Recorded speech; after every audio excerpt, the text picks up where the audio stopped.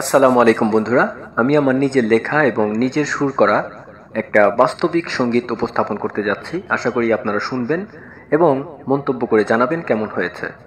দিন দুনিয়া অনেক খারাপ, দিন দুনিয়া অনেক খারাপ, সকালে বালা বিকালে খারাপ গো, আমার আশাগুলো শুয়ে আছে মাটির ভিতর, আমার আশাগুলো শুয়ে আছে মাটির ভিতর।